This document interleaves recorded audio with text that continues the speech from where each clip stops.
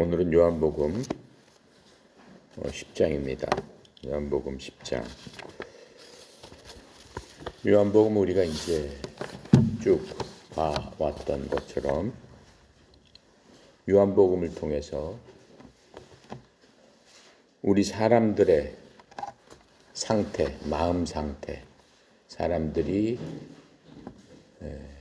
하나님을 어떻게 대하고 있는가, 또 반면에 하나님께서 사람들을 어떻게 대하시는가 하는 것들을 볼 수 있습니다. 하나님께서 세상을 창조하시고 시간적으로 보면은 예수님이 4,000년 만에 이 땅에 오신 겁니다. 4,000년 전에 예수님이 계실 적에 사람을 만드셨어요. 만드셔서 에덴 동산이라는 동산에 하나님께서 만든 모든 창조물과 함께 그곳에 있으면서 하나님과 같이 지냈던 그 시절이 있습니다. 그게 처음 만들어진 사람입니다. 즉 우리의 조상입니다. 인류의 조상은 하나님과 같이 있었다라고 하는 겁니다. 그 후 시간이 지났죠. 시간이 약 4,000년이라는 시간이 흐릅니다. 4,000년이 흘러서 하나님은 4,000년 동안 똑같으세요. 변함이 없으세요. 근데 사람은 많이 변했습니다. 처음 만들어 놓은 사람이 완전히 변했어요. 그 사람을 만나러 4,000년 만에 하나님께서 예수님이라는 이름으로 이 땅에 오신 겁니다. 그분이 지금 우리가 요한복음에서 말씀하고 계시는 그 예수님의 상태입니다. 근데 그 예수님께서는 우리한테 보여주시는 거예요. 내가 이렇게 열심히 너희들을 위해서, 너희들 사람들을 위해서 일을 하고 있다라고 하는 것을 보여주시는 거예요. 그럼 처음 4,000년 전에 만들었던 사람하고 지금 다시 오신 예수님께서, 하나님께서 만나본 사람들하고는 상태가 어느 정도로 변했을까? 더 좋게 변했을까? 더 악하게 변했을까? 엄청나게 악하게 변했어요. 처음 하나님께서 사람을 만드셔서는 그 사람을 하여금 하나님께서 만드신 모든 것들을 잘 다스리고 하나님께서 만들어 놓은 모든 것들을 너희들이 잘 가꾸고 잘 보존해서 풍성하게 열매 맺고 또 이 모든 것들도 사람들한테 복종을 하고 그 하나님께 만든 그 사람한테 하나님께서는 힘과 능력을 주셨기 때문에 잘 다스릴 수 있는 권세를 주셨어요. 그런데 지금은 어떻게 변했어요? 지금 동물원에 가면은 뭐가 있어요? 사자우리도 있고, 뱀도 있고, 많이 있죠? 맹수도 있고, 곰도 있고, 다 있어요. 여러분, 가끔 가다 멧돼지가 사람을 만나면 사람을 어떻게 해요? 해쳐가지고 사람이 죽는 경우도 있고, 그렇죠? 사자우리에 들어가면 사자가 여러분 어떡하겠어요? 밥 주려고 들어가면 어떡하겠어요? 여러분을 잡아먹죠. 밥인 줄 알고 같이. 그런 상태로 변했어요. 동물들도 악하게 변했어요. 맨 처음에 하나님께서 그 모든 것들도 하나님께서 만드셨는데 그 모든 것들을 어떻게 했어요? 사람들하고 같이 있게 했어요. 동산에서. 맨 처음에 사람한테 그 동물들은 다 복종을 했어요. 그 동물들도 사람 말귀를 알아들었단 말이에요. 다 복종을 하고. 사람한테 덤비지 않았어요. 뱀 보면 여러분 어때요? 굉장히 징그럽죠? 뱀에 물릴까 봐 항상 써 있잖아요. 뱀 출몰 지역이니까는 조심해라 이렇게 써 있어요. 뱀에 물릴까 봐. 그 뱀도 맨 처음에는 어떻게 했어요? 지금은 어떻게 해요? 꾸불꾸불 막 기어댕기니까 징그럽죠? 그 뱀은 기어댕기는 동물이 아니에요. 원래는 서서 댕기는 동물이에요. 뱀이. 이렇게 서서 댕겼어요. 근데 기어댕기게 됐단 말이에요. 왜? 저주를 받아서. 왜 사람은 근데 지금은 어때요? 그렇게 하나님께서 주셨던 모든 권세와 파워를 다 잊어버렸어요. 사람 말 들어요? 듣지 않죠. 그러니까 사람들이 어떻게 해요? 무력으로 머리를 써서 총기를 만들고 뭘 만들어서 무력으로 사람들이 자기 힘으로 뭐든지 정복하고 뭐든지 어떻게 해요? 힘으로 누르려고 하는 세상으로 바뀌었어요. 그렇죠? 그리고 어렸을 때부터 악한 짓을 하는 그런 세상으로 바뀌었어요. 학교에 가면 어때요? 좀 힘없고 약해 보이는 애들은 어떻게 왕따를 시키고 오히려 괴롭히고, 하나님은 그렇게 사람을 만들지 않으셨어요.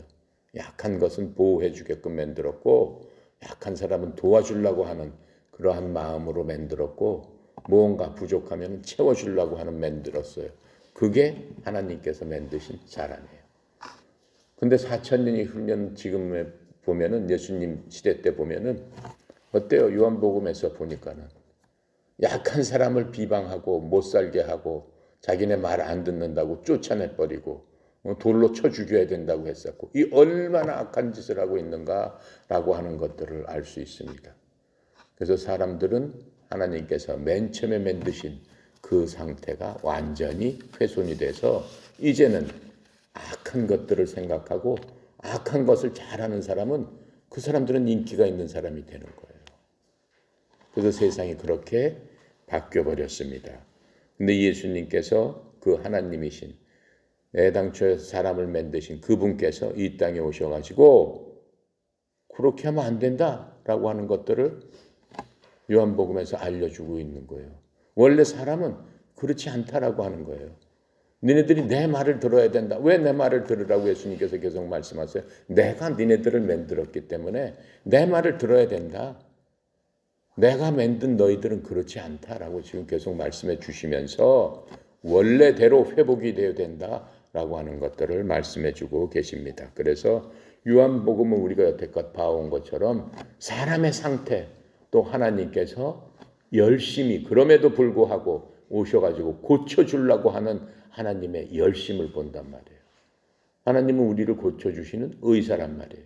그렇죠? 영적인 의사란 말이에요. 육체를 고쳐주실 뿐만 아니라 육체도 고쳐주는 것을 봤잖아요. 바로 소경을 고쳐주잖아요. 병든 자를 갖다가 꼼짝 38년 동안 누워서 움직이지도 못하고 다리도 쓸 수 없고 몸이 안 움직이는 사람을 바로 그냥 말씀으로 일어나서 들고 가라 이렇게 말씀해요. 왜 그래? 하나님께서 말씀으로 사람을 그렇게 애당초에 만드셨기 때문에 만드신 상태로 복원해 주실 수 있는 그 하나님, 그렇게 해주실 수 있는 분은 누구밖에 없다? 오직 하나님밖에 없다. 왜 그래? 그분께서 인간을 만드신 분이기 때문에 인간에 대해서 가장 잘 아시는 분은 그분밖에 없다라고 하는 거예요. 이 땅에 오셔가지고 그 예수님께서 그 하나님께서 마태복음에 보면은 사람을 보고 그 사람들의 그 성을 보면서 어떻게 하셨어요? 우셨다라고 했어요. 왜? 그 하나님께서 우셨을까? 본인이 만들어 놓은 거에서 너무 많이 훼손이 된 거야. 도대체 이 인간들의 상태가 하나님께서 만들어 놓으신 그것과는 너무 틀린 거야. 너무 틀린 거야. 그러니까 마음속에 너무나 서글픈 거야. 너무 슬픈 거예요. 그러면서 예루살렘아 예루살렘아 라고 하시면서 우시는 광경을 볼 수 있어요. 예루살렘아 예루살렘아. 예수님께서 이제 돌아가세요. 조금 있으면 사람의 손에 의해서. 왜 그래? 사람으로 오셨기 때문에 그 만든 그 사람이 만든 분을 죽이는 그 광경을 볼 수 있어요.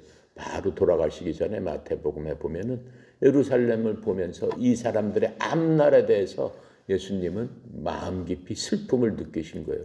이 인간의 앞날이 원래는 이렇지 않다. 원래는 나랑 같이 정말로 슬픔도 없고 고통도 없고 죽음도 없고 영원히 행복하게 같이 낙원에서 모든 것들이 정상이 돼서 이런 모든 동물과 식물과 함께 평화롭게 살 수 있는 그렇게 만들었는데 이 모든 것들이 다 뒤틀려지고 황폐해지고 인간의 마음은 오히려 하나님을 대적하고 하나님을 죽이기까지 하려고 하는 그런 마음을 보시면서 하나님이 어떻게 하셨어요? 내가 우시면서 뭐라고 하셨어요? 내가 암탉이 병아리를 모으려고 품속에 모으려고 내가 병아리를 니네들 일로 와라. 나한테 와야 된다. 나한테 와야지만 살 수 있다. 병아리 그걸 시골에 가면 암탉이 병아리를 몹니다. 왜 그래요? 시골에서 산 사람들은 그걸 알아요. 옛날에는 솔개라는 게 있었어요. 솔개가 있어가지고 공중에 빙빙 날다가 병아리가 있으면 쏜살같이 내려와가지고 낚아채가지고 와서 먹이로 삼는 거예요. 그러니까 암탉이 그 병아리 솔개마가 떴다 하면은 그 병아리들을 보호하느라고 자기 품속에 안아주는 거예요. 내가 그렇게 품속에서 니네들을 암탉이 병아리 모음같이 그렇게 모으려고 했는데 어떻게 해요?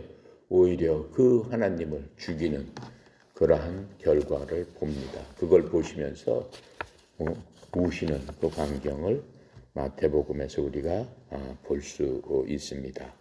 그게 예수님의 마음이고 하나님의 마음이다라고 하는 거예요. 그러시면서 우리가 이제 공부했던 바로 그 8장이나 9장에 보면은 8장에서는 뭐라고 얘기해요? 모든 사람들이 눈이 멀어서 소경과 같아 어둠 속에 갇혀 있구나. 그냥 어둠 속에서 서로 헤매고 길을 찾지 못해서 서로 헤매는 그러한 상태에 있구나. 이렇게 얘기를 하는 겁니다. 자, 그렇게 얘기하는데 빛이 비치면 어떻게 해요? 어둠은 순식간에 사라집니다. 불을 딱 끄면은 이 순간에 바로 어두워집니다. 빛이 들어오면은 모든 것이 밝게 드러나는데 나는 생명의 빛이다. 내게로 와라. 이렇게 말씀을 하세요. 그러면 너희 가운데 어둠이 사라지게 될 것이다. 빛 가운데서 똑똑히 보게 되니까 어때요? 모든 것들을 알 수 있고 가는 길을 알 수 있고 어떻게 해야 되는 것을 빛이 있을 때 알 수 있는 거죠. 빛이 없으면 물건 하나 찾기도 힘들 거고 찾아도 잘못 찾게 되는 거고 그러한 상태에 있다라고 말씀하세요. 자, 그러면서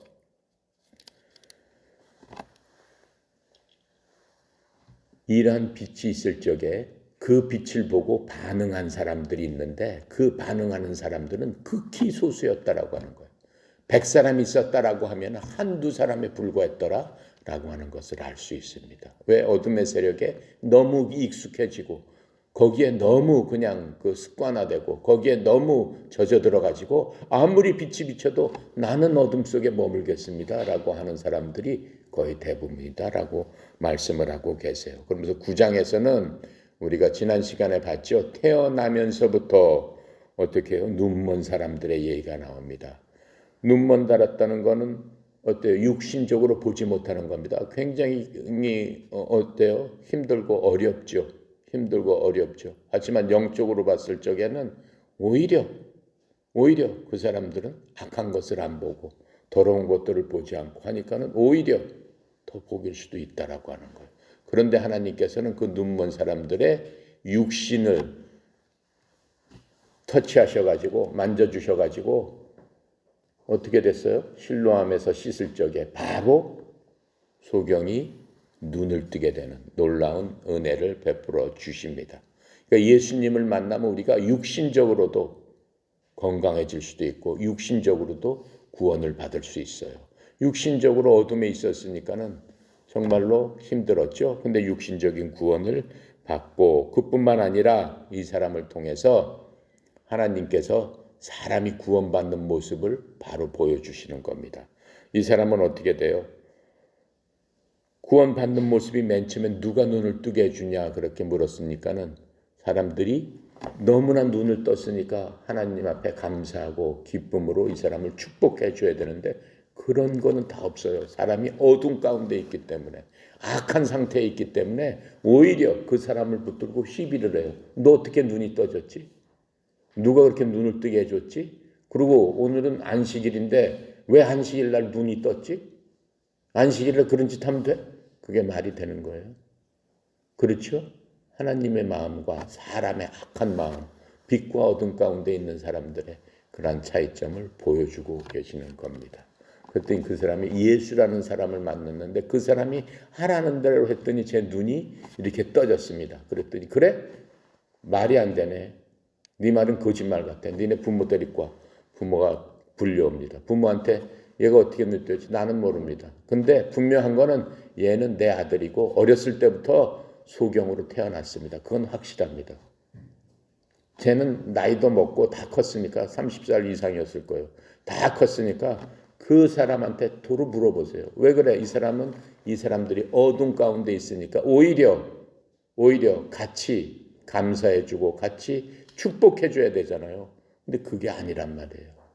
어둠에 있기 때문에 그 어둠에 있는 사람들이 오히려 하나님의 일을 방해하고 하나님을 갖다가 보지 못하는 거예요.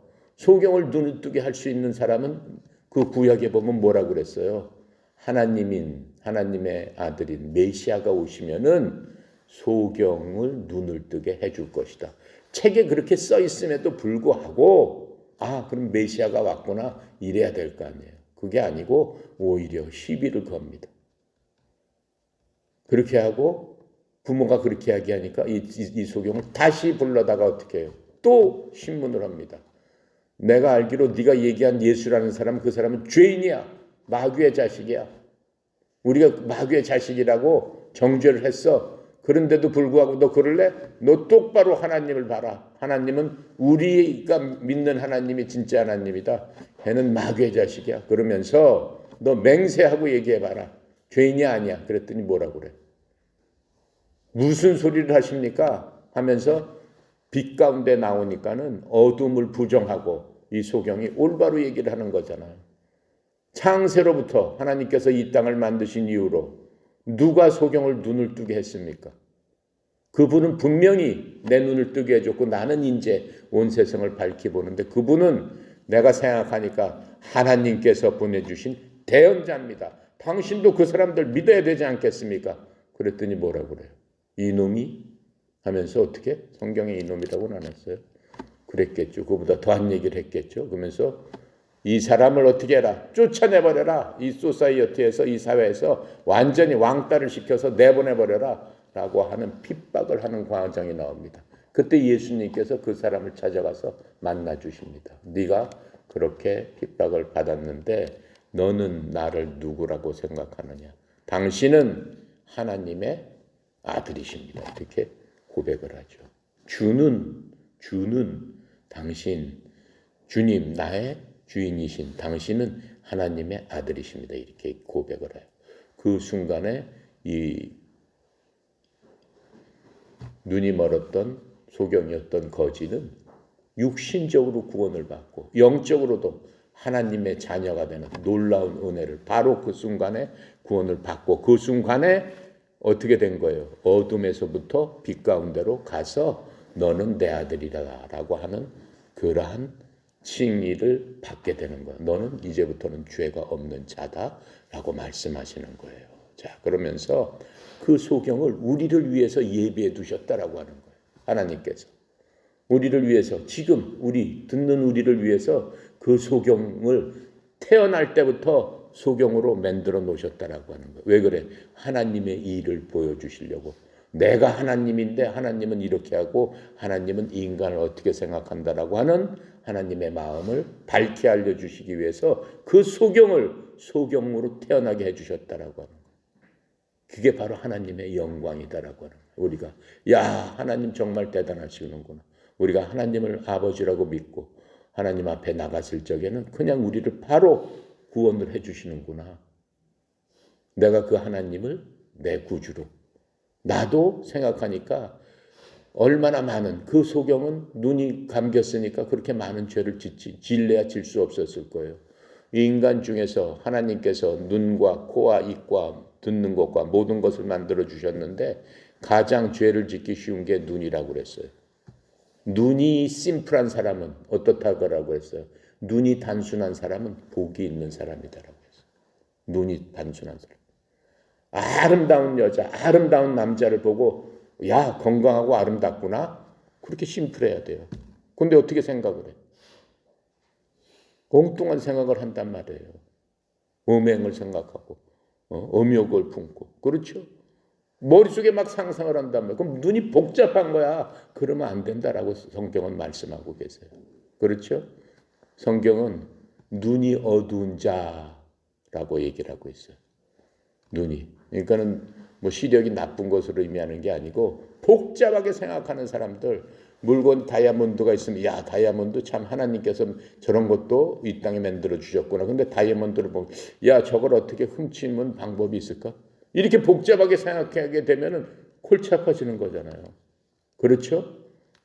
자, 그래서 우리는 항상 영적인 눈의 상태로 하나님을 바라볼 수 있는 그런 사람이 돼야 되는 겁니다. 그래서 이 성경에서는 요한복음에서는 내 눈의 상태는 지금 어떤가 하는 것들을 스스로 볼 수 있도록 하나님께서는 우리한테 요청해 주고 계시는 거예요. 나는 과연 하나님을 보고 있는가? 내 눈이 하나님을 향하고 있는가? 세상 일들을 향하고 있는가?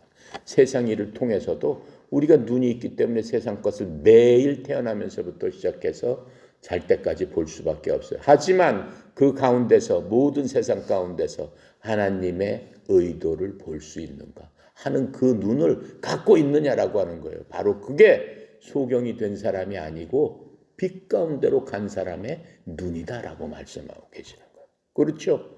우리가 옆에 사람을 볼 적에도 영적인 사람은 야 옆에 있는 내 친구 하나님께서 어떻게 내 옆에 있게 해주셨는데 그 사람의 부족한 게 뭔가 첫 번째로 뭘 생각해야 되겠어요? 그 사람은 구원을 받았는가? 나는 분명히 뭐예요? 예수 믿고 어떻게 구원 받았는데 내 옆에 있는 사람 그 친구도 나랑 같이 예수 믿고 구원 받아야 되지 않겠냐? 라고 하는 눈을 가져야 된다라고. 그럼 무엇보다도 누가 먼저 눈에 띄겠어요? 부모님들, 형제들, 가장 친한 사람들부터 구원을 해야 될 게 아니냐 이거예요. 그래서 빛 가운데로 같이 갑시다라고 해야 될 게 아니냐라고 하는 거예요. 자, 그것을 이제 말씀하고 계십니다. 그런데 이제 10장에서는 9장을 이해하면 10장을 바로 이해할 수가 있습니다. 9장을 이해를 못하면 지금 공부하는 10장을 이해를 하지 못해요. 그래서 제가 9장을 조금 길게 설명을 한 겁니다. 소경의 눈을 떴는데 양과 목자에 대해서 말씀을 하시는 거. 아니 소경이 눈 뜬 거하고 양하고 목자하고 무슨 상관이 있을까? 이렇게 생각할 수 있죠. 자, 10장 우리 1절부터 6절까지 다 같이 한번 큰 소리로 읽어봅시다. 시작. 내가 진실로 진실로 너희에게 이르노니 문을 통하여 양의 우리에 들어가지 아니하고 다른 데로 넘어가는 자는 절도며 강도요. 문으로 들어가는 이는 양의 목자라. 문지기는 그를 위하여 문을 열고 양은 그의 음성을 듣나니 그가 자기 양의 이름을 각각 불러 인도하여 내느니라. 자기 양을 다 내놓은 후에 앞서가면 양들이 그의 음성을 아는 고로 따라오되 타인의 음성은 알지 못하는 고로 타인을 따르지 아니하고 도리어 도망하느니라. 예수께서 이 비유로 그들에게 말씀하셨으나 그들은 그가 하신 말씀이 무엇인지 알지 못하니라. 여기까지 해보도록 하겠습니다. 자, 여러분 양 봤어요? 양. 우리나라는 그렇게 양이 많지 않아요. 양은 털이 껍질껍질하고 똥똥해요. 다리는 이렇게 작아요. 몸집에 비해서. 이 다리는 이렇게 작고 뭐 되게 뚱뚱하고 껍질껍질하고 그래요. 그래서 양털을 1년에 한 번씩 깎아가지고 캐시미어 같은 거 만들고 그 털로 뭐 양털 옷도 만들고 여러 가지로 쓰임이 굉장히 많습니다. 근데 여기서 양에 대해서 나오고 또 양문, 양우리, 목자 뭐 이런 식으로 나오죠. 그러니까 시골에서 이렇게 살지 않으면은 이 분위기를 좀 알 수가 없어요. 하지만 여러분들이 뭐 봤을 거예요. 그렇죠? 텔레비에서도 보고 뭐 여러 가지로 뭐 봤을 것 같아요. 그런데 이제 도시에 사는 사람들은 잘 이해하기 힘든 것들이 있죠. 근데 성경에는 양이 처음 나오는 게 어디냐면은 창세기 4장 4절에 보니까 양의 얘기가 처음 나와요. 무슨 얘기가 나오냐면 하나님께서 아담과 하와를 만드시고 아담과 하와가 에덴 동산에서 하나님의 말씀에 순종하지 않고 하지 말라는 일을 함으로 말미암아 죄를 짓게 됩니다. 죄가 없던 사람이 죄가 들어와 가지고 하나님께서 너는 더 이상 나하고 같이 있을 수가 없다. 하나님은 본질상 죄하고는 완전히 상극이에요. 죄가 있으면 하나님 앞에 갈 수가 없어요. 그러니까 에덴 동산에서 나가라 해서 쫓아내버리세요. 어떤 동생을 쫓아내셔가지고 어떻게 그들이 아기를 낳습니다. 누구를 낳아요? 가인과 아벨이라는 아들 둘을 낳게 되죠. 맨 처음에. 그래서 가인과 아벨을 낳는데 아담과 하와가 하나님 앞에 제사 지내는 법을 자식들한테 알려줍니다. 하나님께서는 하나님 앞에 나갈 적에는 어떠한 식으로 제사를 지내야 된다. 하나님 앞에 나갈 적에는 꼭 피의 제사를 지내야 된다. 피값으로 하나님 앞에 나가야 된다. 왜 그래? 하나님 앞에 나갈 수 있는 순간은 죄를 갖고는 나갈 수 없다라고 하는 거예요. 어느 누구도 죄를 갖고 있는 상태에서 하나님 앞에 나가봤자 하나님께서는 들어주시지 않고 만나주시도 않는다라고 하는 거예요. 그래서 내 죄를 덮을 수 있는 그 방법을 얘기해 주는 거예요.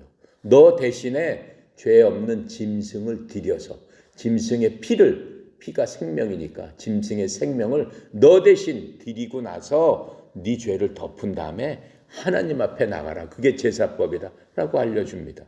그런데 동생 아벨은 그렇게 했어요. 부모님이 시키는 대로 양의 새끼, 처음 난 새끼를 잡아서 그 피와 양의 기름을 하나님 앞에 갖고 나가서 하나님 제가 1년 동안 이렇게 해서 이렇게 하나님 앞에 갖고 왔으니 1년 동안 저를 이렇게 살려주시고 먹고 살게 해주신 주님 감사합니다 라고 제사를 지냈어요.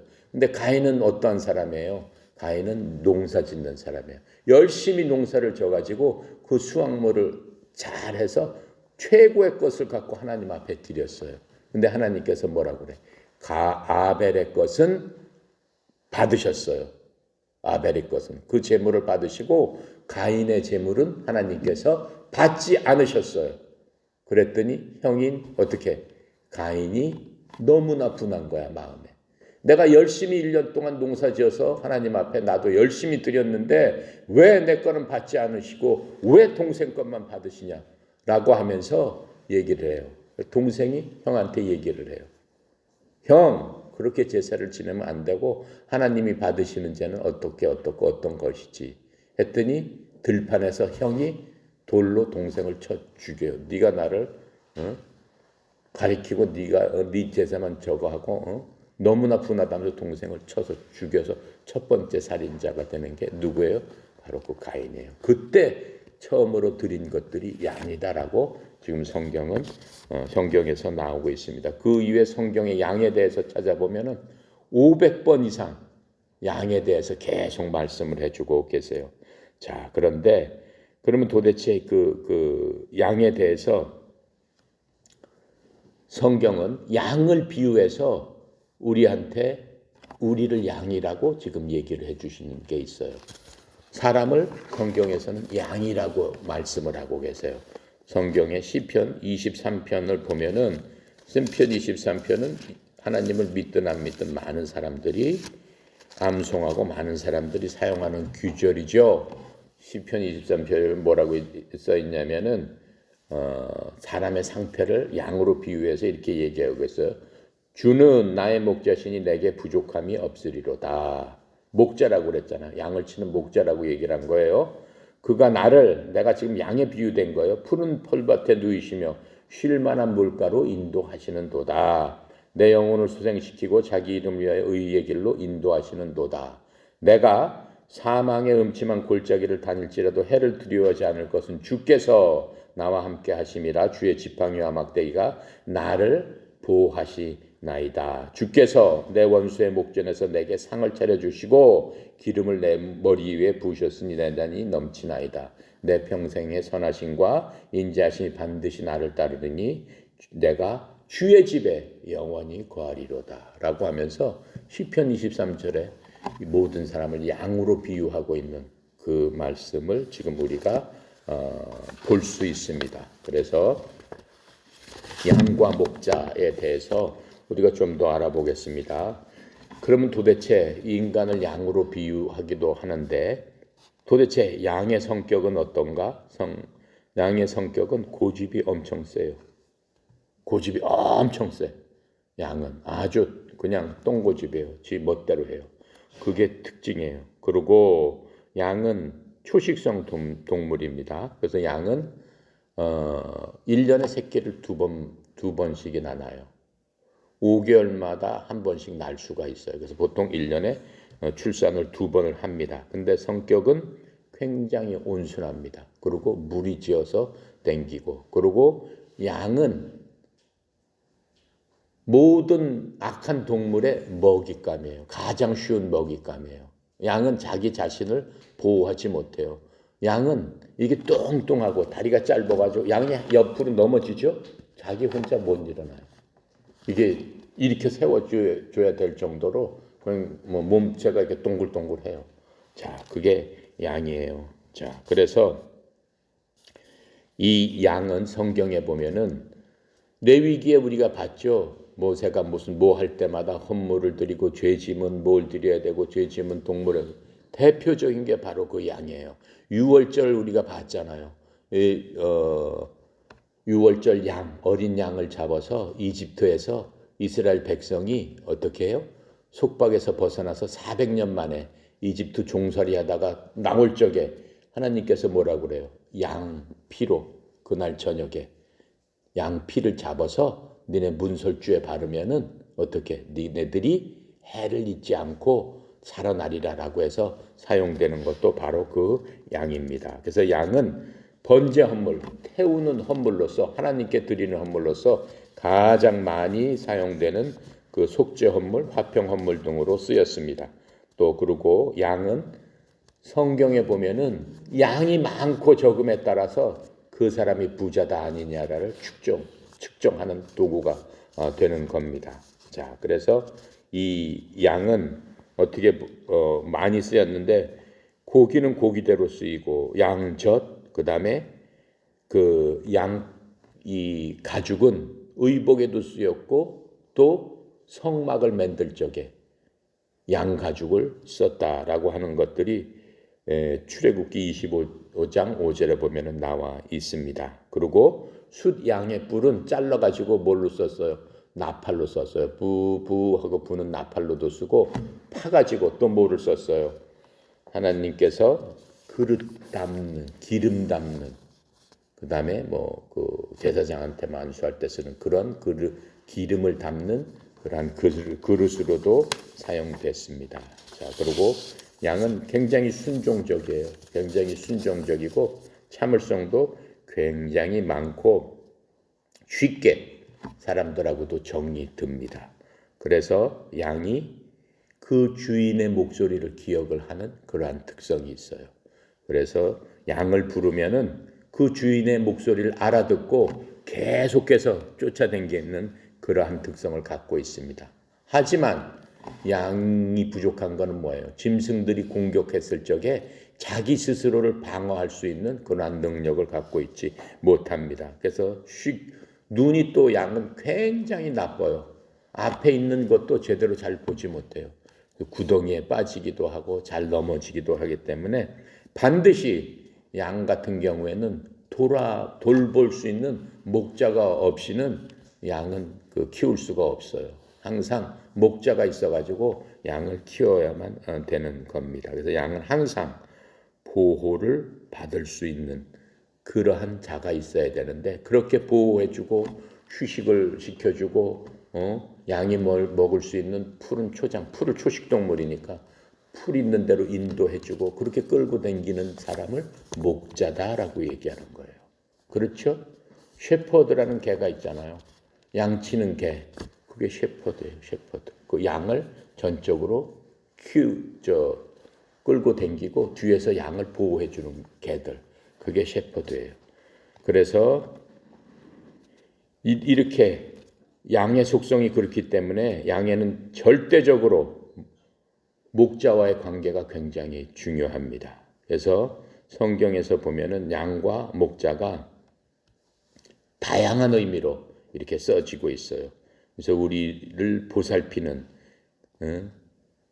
사람을 보살피는, 성도를 보살피는 그러한 목자들. 그렇죠? 근데 목자는 사실은 딱 한 명이에요. 성경에서. 누구 하나요? 예수님만이 목자예요. 그럼 목사는 무엇일까?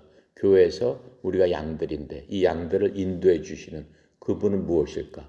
사실은 양들 중에서 우두머리 양으로 생각하면 되는 거예요. 그분도 목사님도 양이죠. 목자는 아니죠.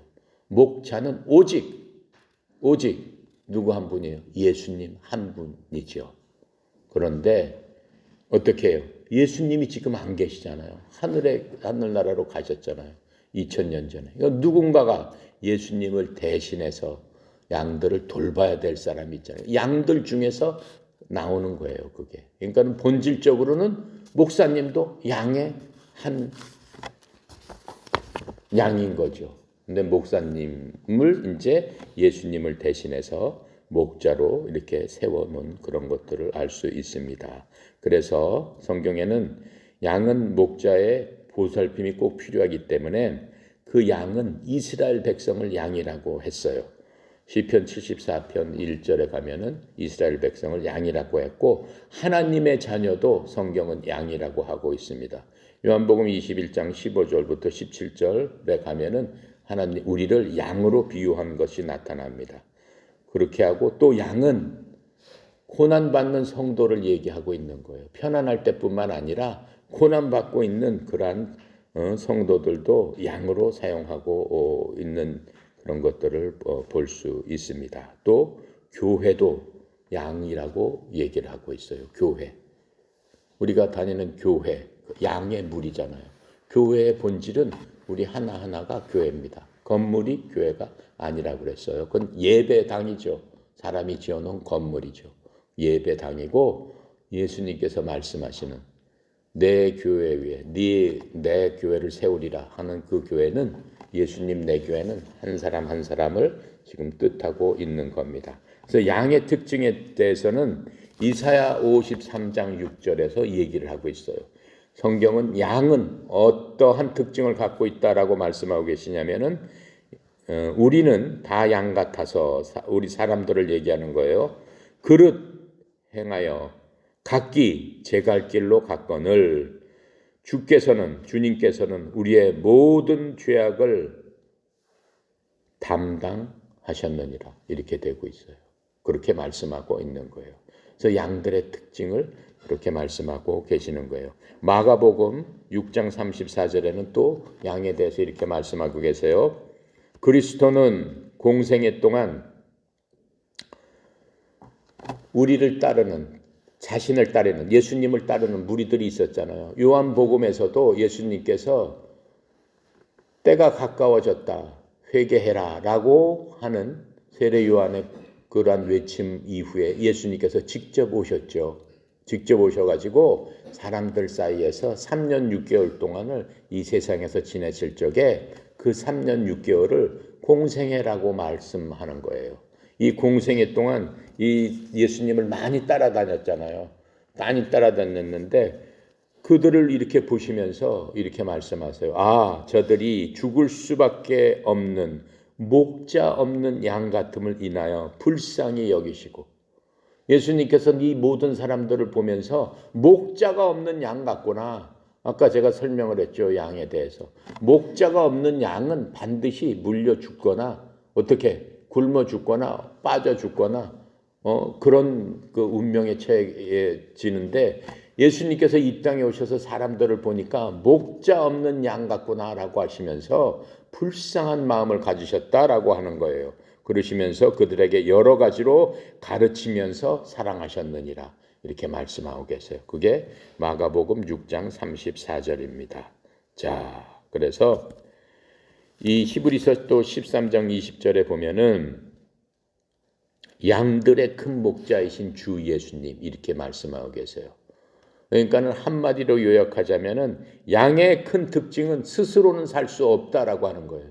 목자가 없이는 스스로 사는 것은 불가능하다라고 하는 겁니다. 반드시 목자의 도움이 있어야 된다라고 하는 거예요. 그래서 사도 바울은 이렇게 얘기하고 있어요. 사도행전 20장 28절에 그러므로 너희 자신과 온 양떼에게 주의를 기울이라. 지금 이건 누가 얘기를 하는 거냐면 사도 바울이 각 교회를 다니면서 교회 리더들, 그 당시로는 교회 장로, 교회 감독자, 교회 우두머리 이런 사람들한테 얘기를 하고 있는 거예요.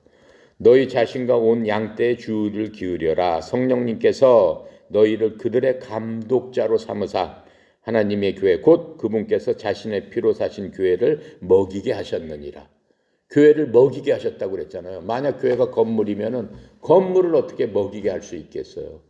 교회를 먹이게 하셨다는 얘기는 구원받은 하나님의 백성들, 즉 구원받은 우리를 하나님께서는, 예수님께서는 내 교회다 이렇게 말씀하고 계시는 겁니다. 자, 우리가 그러한 것들을 우리가 생각을 하면서 지금 오늘 읽었던 1장부터 해보겠습니다. 1장에 내가 진실로 너희에게 이르노니 문을 통하여 양의 우리에 들어가지 아니하는 자는 아니하고 다른 데로 넘어가는 자는 절도며 강도다라고 얘기했어요.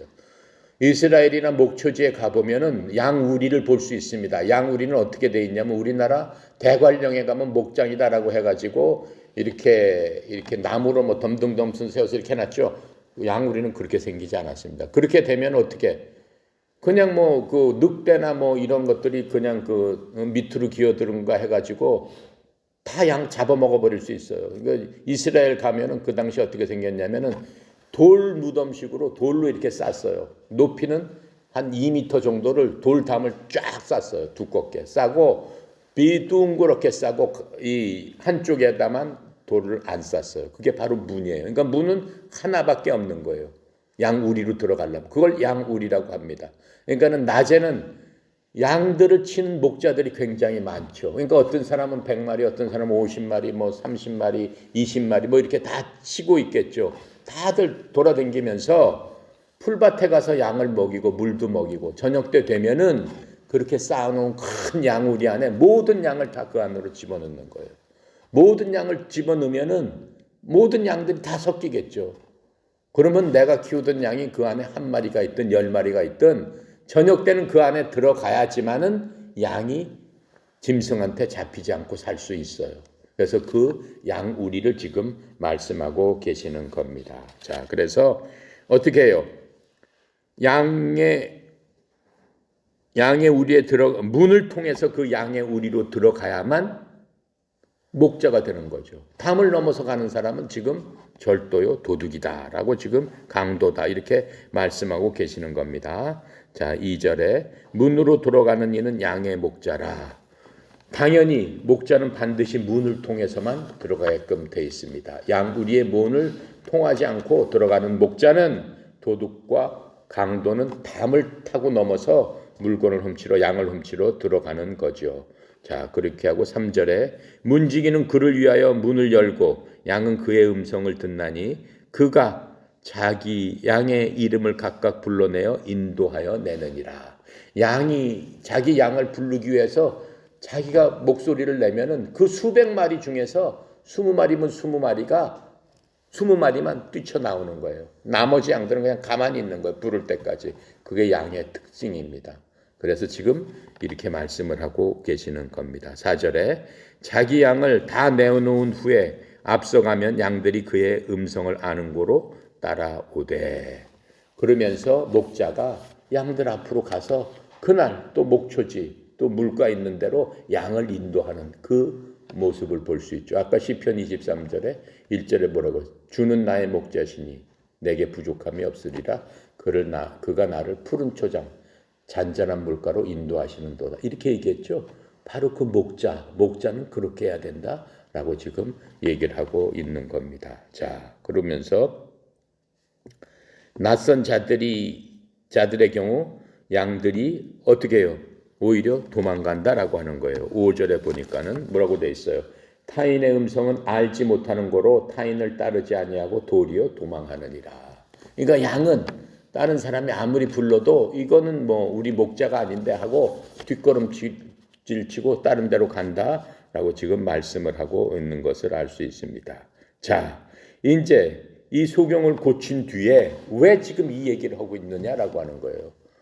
지금 소경을 갖다가 지금 날 때부터 난 소경을 예수님께서 고쳐 주셨는데 갑자기 뜬금없이 왜 양하고 그 목자 얘기를 왜 10절에서 하느냐?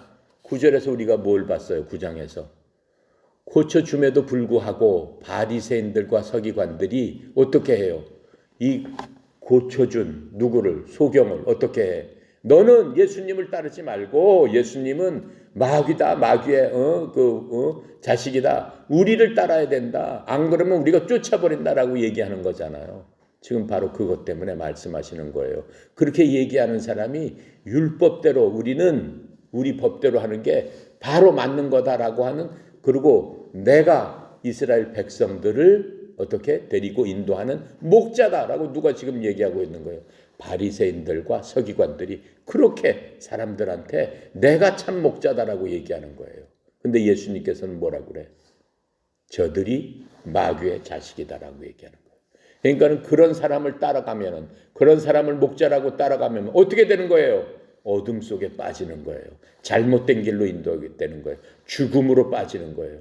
그러니까 예수님께서 바로 내가 바로 참 목자다. 참 목자는 나밖에 없다. 너네들이, 저들은 내가 양의 문이고 저들은 담을 넘어서 너네들을 죽이려고 하는 절도요 강도다라고 지금 말씀을 하시는 거예요. 그러니까는 소경한테 어떻게 고쳐주시는 것을 보여주셨잖아. 예수님께서 참 목자는 그렇게 해야 된다라고 하는 것들을 지금 실천적으로 보여주시면서 나를 따라와야 된다라고 하면서 이 바리새인들 거짓 목자하고 딱 비교하면서 소경을 통해서 알기 쉽게 이제 알려주시는 것들을 우리가 볼 수 있습니다. 그래서 요한복음 8장 9장에서 제가 아까 설명드린 대로 빛과 어두움, 또 수많은 양들이 지금 어둠 속에서 헤매고 있지 않느냐. 우리를 전부 예수님께서는 양으로 보고 계시는 거예요.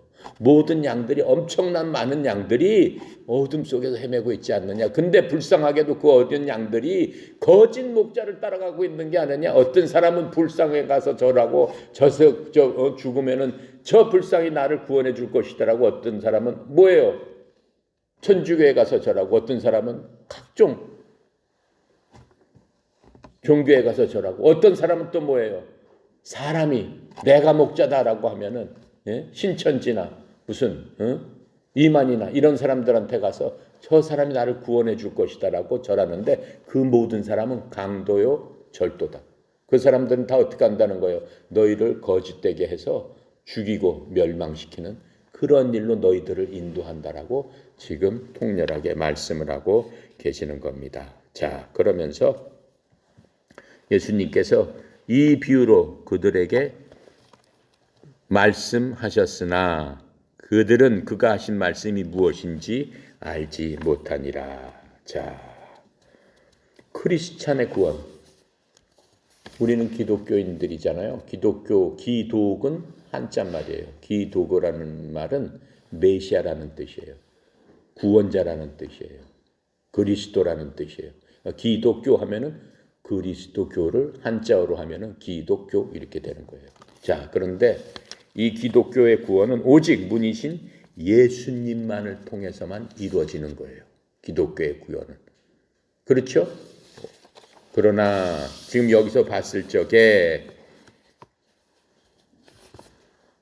지금 니네들이 나를 따르지 않으면 구원이 없다라고 했을 적에 지금 이 말씀하시는 거는 우리한테 하는 얘기예요?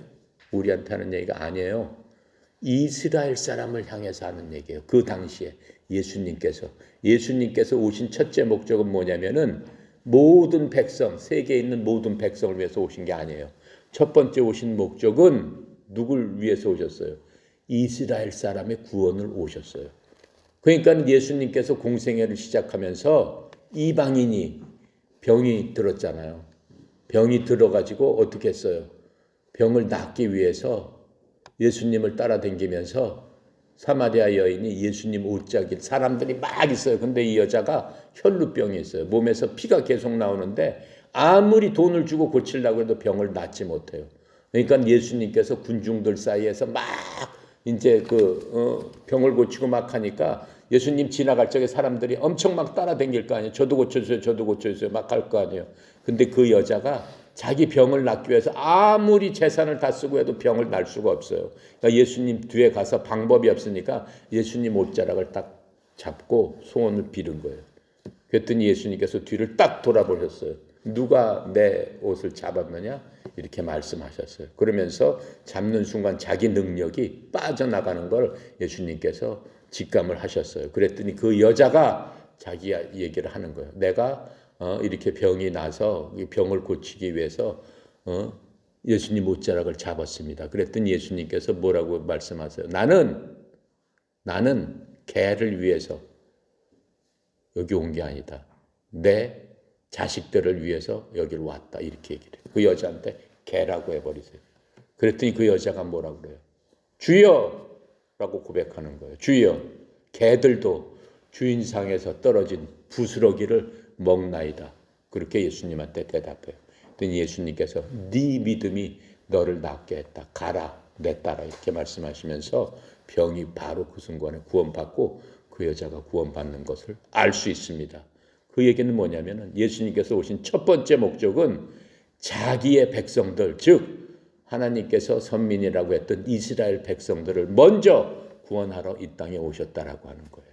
그래서 지금 여기서 그 양들은 먼저 그 백성들을 얘기하는 거예요. 그런데 그럼 우리는 뭐냐? 양들이 아니냐? 16절 잠깐 볼게요. 16절 다 같이 불어볼게요. 또 이 우리에 들지 아니한 다른 양들이 내게 있어 내가 인도하여야 할 터이니 그들도 내 음성을 듣고 한 무리가 되어 한 목자에게 있으리라 라고 하시면서 이 우리에 들지 않은 양은 우리를 얘기하는 거예요. 다른 나라 모든 사람들, 그렇죠? 예수 믿지 않는 모든 인류.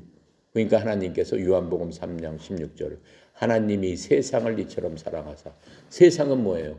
이스라엘 사람들뿐만 아니라 이방인들, 지금 부처를 믿는 사람이나 이슬람을 믿는 천주교 모든 사람들을 얘기하는 거예요. 하나님이 창조하신 모든 사람들, 그 사람을 사랑하기 때문에 이 땅에 오셨다라고 하는 거예요. 이스라엘 백성뿐만 아니라 이방인들, 우리 같은 이방인들, 우리는 이방인들이에요. 하나님께서 말씀하시는 인류는 셋밖에 없습니다. 첫째, 이스라엘 민족. 두 번째, 이방인들, 믿지 않는 사람. 그렇죠? 엄밀히 따지면 두 개로 나눌 수 있고, 그렇죠? 믿는 사람과 믿지 않는 사람들. 그 다음에 세 번째, 교회를 따질 수 있습니다. 지금은 이스라엘 백성, 우리 같은 교회, 하나님 이방인으로서 구원받은 사람들. 그 다음에 믿지 않는 이방인들. 하나님 눈으로 보면은 이 세상 인류는 세 종류밖에 없다라고 하는 거예요. 그러면서 지금 16절에 보면 우리한테도 그것이 해당된다라고 하는 것을 알 수 있죠. 우리에 들지 아니하는 다른 양들이 내게 있다. 예수님이 그렇게 말씀하세요.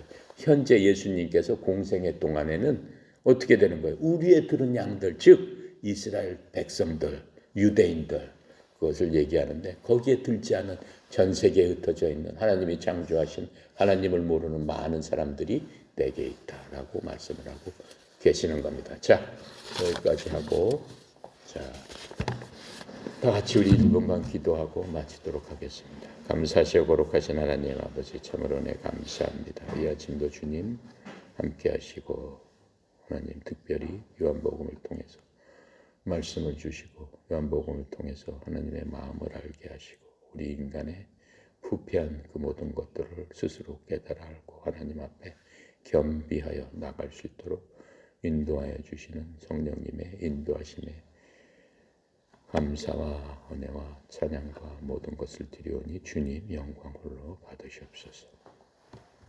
주여.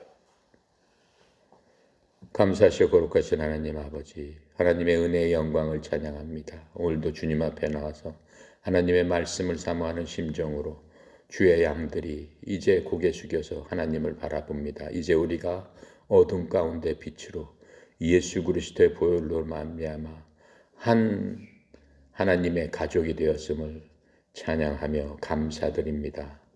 우리가 인생을 갖고 이 땅에서 사는 동안 주님께서 우리의 목자가 되어 주심이 얼마나 감사하고 기쁨이고 우리에게 큰 영광인지 주여 이 시간 주님께 우리의 고백을 우리의 마음과 정성과 뜻과 힘을 다해서 주께 드리오니 주님 영광 홀로 받으시옵시고 양된 저희들이 주님의 음성을 올바로 듣고 하나님의 말씀에 순종하며 주께서 인도하시는 대로 잔잔한 물가 푸른 초장으로 저희들이 따라가길 원하오니 하나님의 막대기가 우리를 지켜주시옵시고 인생 살면서 굽이굽이 부딪히는 많은 일들 가운데서 하나님께서 우리에게 약속한 대로 원수의 목전에서 우리에게 상을 차려주시고 우리의 머리에 기름을 부으사 우리가 주님과 함께 영원히 있을 그것을 생각하며 그 소망 가운데서 오직 하나님을 바라볼 적에 힘이 되시고 능력이 되신 주님의 말씀이 우리를 거룩하게 하시고 이 세상과 구별되는 주의 양들로서 순전한 삶을 살 수 있는 저희들 다 되도록 주여 축복하여 주시옵소서. 특별히 고개 숙인 주의 양들의 기도를 주님 들으셨사오니 하나님의 때가 하나님의 기한이 찰 적에 하나님 반드시 이루어질 것이라고 하셨사오니 잠잠히 기다리며 하나님의 은혜의 영광을 찬양하는 저희들 되게 하여 주셔서 우리의 마음이 요동치지 않게 하여 주시옵시고 온전히 주님 가운데서 주님께서 주시는 힘과 능력으로 이 세상을 넉넉히 이기는 주의 귀한 양들 다 되도록 주여 축복하여 주시옵소서. 특별히 협회에 함께 하시고 전교에 흩어져 있는 사랑하는 주의 양들 주님 축복하여 주셔서 삶의 현장이 푸른 초장이 되고 잔잔한 물가가 되어서 목자이신 주님의 음성에 순종하며 나가는 주의 양들 다 되도록 주여 도와주시옵소서.